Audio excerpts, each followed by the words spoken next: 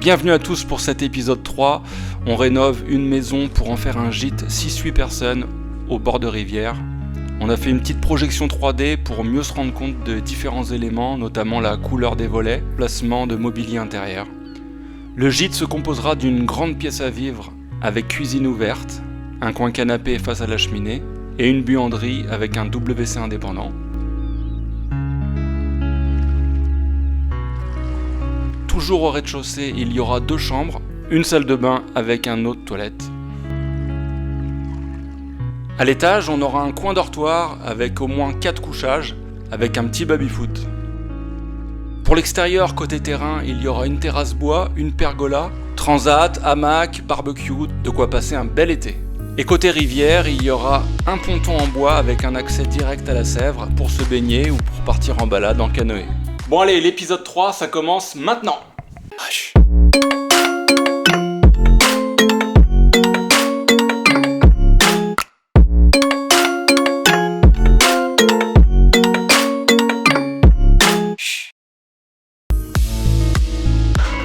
Je termine l'agencement de mes pièces au rez-de-chaussée, plaque de plâtre hydro pour la salle de bain. Pour visser les plaques de placo, j'utilise la visseuse mitraillette qui sont mises sur des bandelettes en plastique et à chaque fois qu'on visse, ça vient pousser la vis et c'est un gain de temps incroyable.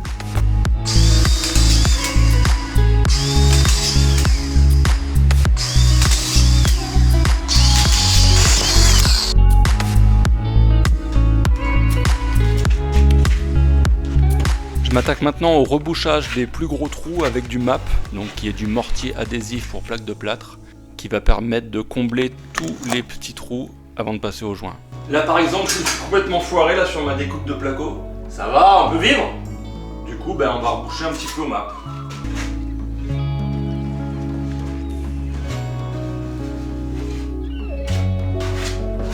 Pour faire le contour de fenêtre, j'utilise une fausse équerre.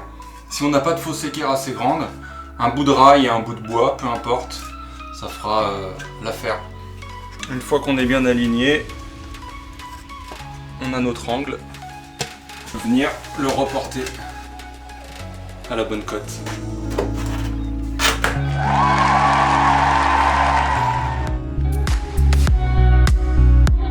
J'attaque le jointage des plaques de plâtre.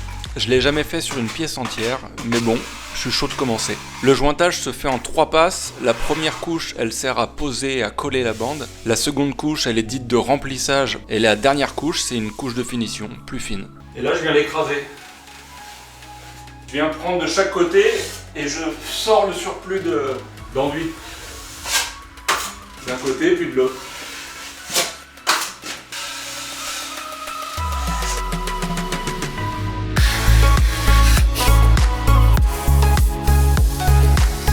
Allez, je me mets un livre audio ou un bon podcast et c'est parti pour toutes les autres pièces. Mur, plafond, tout y passe.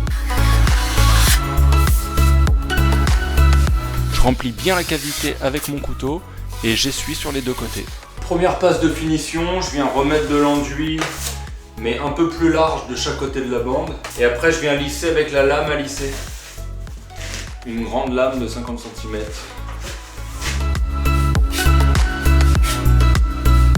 Cette lame c'est vraiment le top, ça fait une super finition. Hey!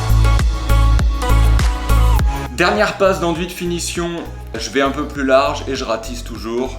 J'utilise du GDX, donc c'est un enduit en poudre à mélanger. On prend 2 seaux propres et on mélange, on met la dose. Vous savez faire des crêpes, vous savez faire du GDX.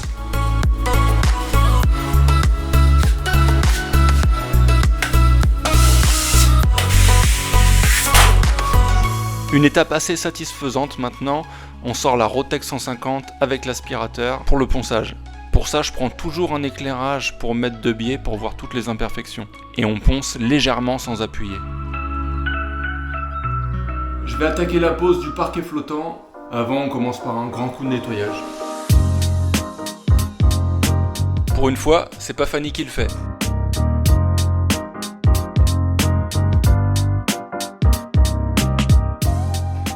tout est aspiré, je vais maintenant poser l'isolant mince.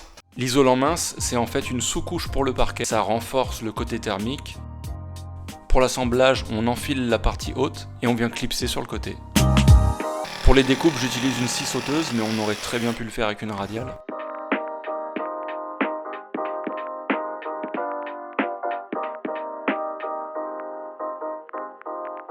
Il y a des découpes qui demandent un peu plus de réflexion, mais ça passe nickel. Bon, vous avez compris le principe, on passe à la vitesse supérieure. J'attaque maintenant la plomberie et le raccordement des nourrices. Je fais un montage à blanc avec les différents raccords, que ce soit du multicouche ou du PER. Je commence par mettre la fixation murale de niveau contre le mur et j'assemble les nourrices.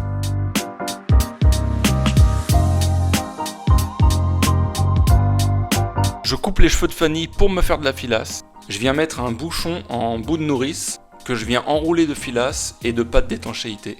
Ensuite, avec 2 pinces, on vient bien serrer. L'étanchéité est parfaite. En bout de nourrice, j'utilise des raccords coudés. J'oublie pas de mettre le joint. Je passe maintenant au raccordement. Je commence par repérer ma hauteur à couper et j'utilise un coupe-tube. Ensuite, j'utilise un calibreur. Ça prépare le tube au bon diamètre et il y a des petites lames qui viennent ébavurer le tube.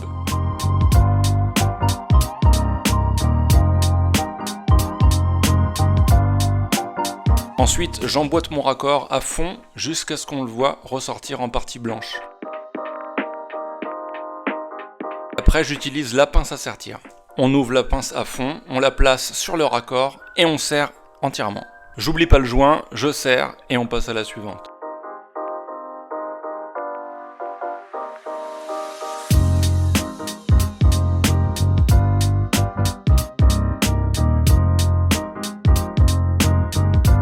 Tout est raccordé, j'ouvre l'arrivée d'eau et je vérifie qu'il n'y a aucune fuite. On va essayer de transformer une porte isoplane toute simple en quelque chose d'un peu plus graphique et d'un peu plus joli. Je vais faire des petites rainures avec la scie plongeante de 1 mm et on va voir ce que ça donne. J'utilise la TS55 de chez Festool qui est une scie plongeante sur rail. Je la règle à 1 mm de profondeur, ça vient juste entailler la porte sans la traverser. Je me mets des repères de coupe tous les 10 cm et je laisse place à mon imagination.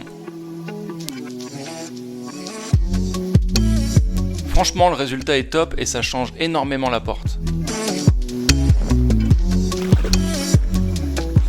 C'est reparti pour un tour de canoë en famille. Allez, à lundi!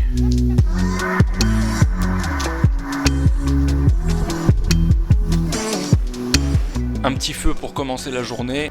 Au programme du jour, nettoyage des huisseries en vue de repeindre toutes les fenêtres.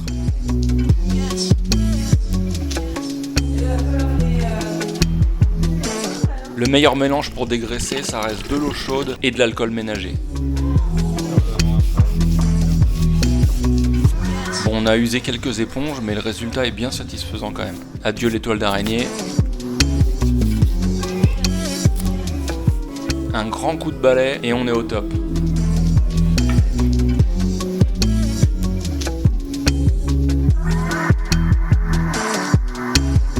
Les fenêtres, les portes, tout y passe, faut tout dégraisser.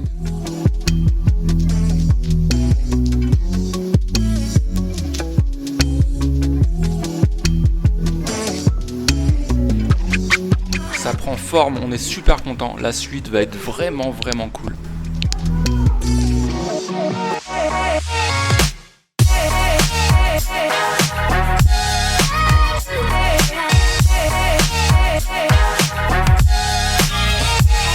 Elle est pas belle la vie, franchement.